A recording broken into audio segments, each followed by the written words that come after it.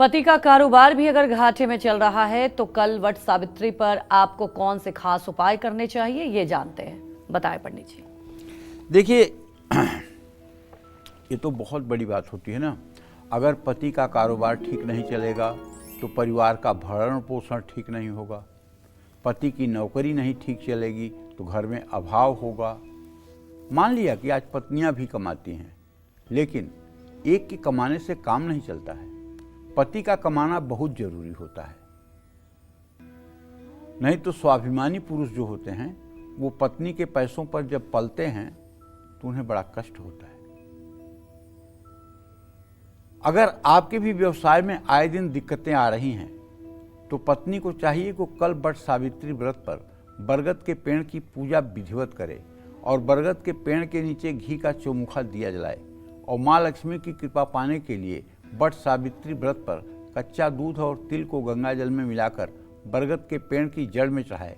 वट सावित्री व्रत पर विष्णु सहस्त्र नाम का पाठ करने से पति को कारोबार में ज़्यादा लाभ मिलता है।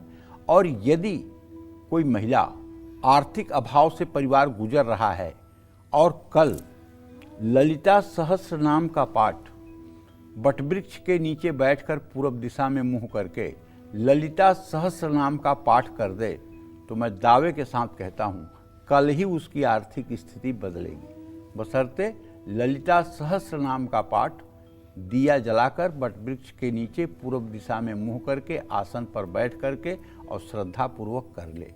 कल से ही चमत्कार शुरू हो जाएगा। जय मां विंध्यवासिनी। तो अगर किसी की आमदनी घटने लगी है और खर्चा बढ़ने लगा है या फिर पैसे की कमी के कारण बनते काम बिगड़ जाते हैं, तो ऐसे में कल वट सावित्री पर मां लक्ष्मी की कृपा पाने के लिए महिलाओं को कौन से खास उपाय करने चाहिए, आइए जानते हैं। बताएं पंडित जी। देखो, मेरी मान्यता ये है कि अगर सभी महिलाओं में महालक्ष्मी नहीं है तो महालक्ष्मी किसी मूर्ति में भी नहीं है। मेरी ये मान्यता है। अगर हर महिला में महालक्ष्मी नहीं है तो किसी मूर्ति में भी महालक्ष्मी नहीं। क्यों?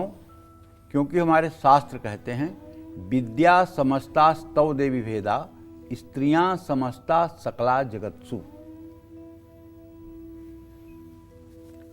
सारी विद्याओं में मैं विराजमान हूं और सारी स्त्रियों में मैं विराजमान हूं। यह स्पष्ट रूप से जगत जननी जगदम्बा की उद्घोषणा है। विद्या समस्ता स्तव देवी भेदा स्त्रियां समस्ता सकला जगत्सु। सारे जगत की स्त्रियों में मां तुम विराजमान हो। तो महिलाएं तो महालक्ष्मी का स्वरूप है ही है। और अगर ये ठान लें कि मुझे इस घर की किस्मत बदलनी है तो दुनिया की कौन सी ऐसी ताकत है कि जो इनके घर में अभाव कर दे। चाहे ग्रह स्थिति कितनी भी खराब हो, चाहे जन्म कुंडली कितनी भी कमजोर हो, लेकिन अगर इन्होंने फैसला ले लिया है कि मुझे किस्मत बदलनी है तो फिर इनके दृढ़ विश्वास के आगे ग्रहों को भी बदलना पड़ेगा।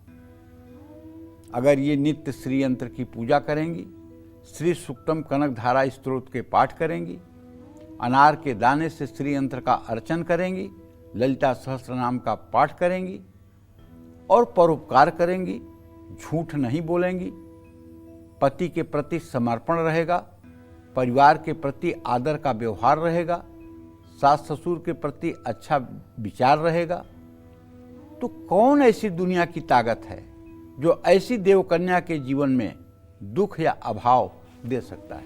कोई नहीं। तो भाई, पैसे की कमी के कारण अगर बनते काम बिगड़ रहे हैं, पति जितना पैसा कमाते हैं उससे ज़्यादा खर्च हो रहा है, पैसों की किल्लत की वजह से बच्चों की पढ़ाई में दिक्कत आ रही है, तो वट सावित्री व्रत पर माँ लक्ष्मी की कृपा पाने के लिए बरगद के पेड़ की पूजा करिए। बरगद के पेड़ की 7 परिक्रमा करके कांसे की कटोरी में चीनी भरकर बरगद के पेड़ के नीचे रख दीजिए। किसी जरूरतमंद को कुछ पैसे भी दान करिए।